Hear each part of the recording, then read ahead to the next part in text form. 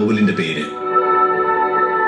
മധ്യകാല മാതൃകയിലുള്ള ഒരു കാസിലിൽ താമസിക്കുകയും തന്റെ കലാവസ്തു ശേഖരം അവിടെ സംരക്ഷിക്കുകയുമായിരുന്നു വിൽഹം വോൺ യുറാച്ചിന്റെ ലക്ഷ്യം. കാസിലിന്റെ രൂപകൽപ്പനയ്ക്കായി അദ്ദേഹം കാൾ അലക്സാണ്ടർ ഹിഡൻലോഫ് എന്ന ആർക്കിടെക്റ്റിനെ ചുമതലപ്പെടുത്തി. 1840 നിർമ്മാണ പ്രവർത്തനങ്ങൾ ആരംഭിച്ചത്. ജോഹാൻ ജോർജ് റൂപ്പ് എന്നയാൾ നിർമ്മാണത്തിന് മേൽനോട്ടം വഹിച്ചു. 14ാം നൂറ്റാണ്ടിലെ കാസിലിന്റെ അടിത്തറയാണ് ഉപയോഗിച്ചത്.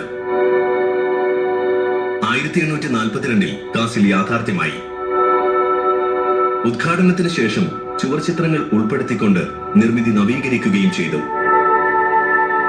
1869 യുറാച്ചിലെ പ്രഭുക്കന്മാരുടെ ഔദ്യോഗിക വസതിയായി ലിച്ചൻസ്റ്റൈൻ കാസിൽ മാറി. രണ്ടാം ലോക യുദ്ധത്തിനിടെയുണ്ടായ ആക്രമണങ്ങളിൽ നിർമ്മിതിക്ക് സാരമായ കേടുപാടുകൾ ഉണ്ടായി.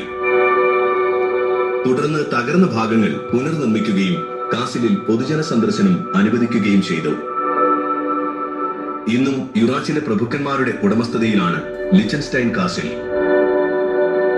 വിൽഹം ആൽബർട്ട് വോൺ യുറാച്ച് ആണ് ഇപ്പോഴത്തെ ഉടമ.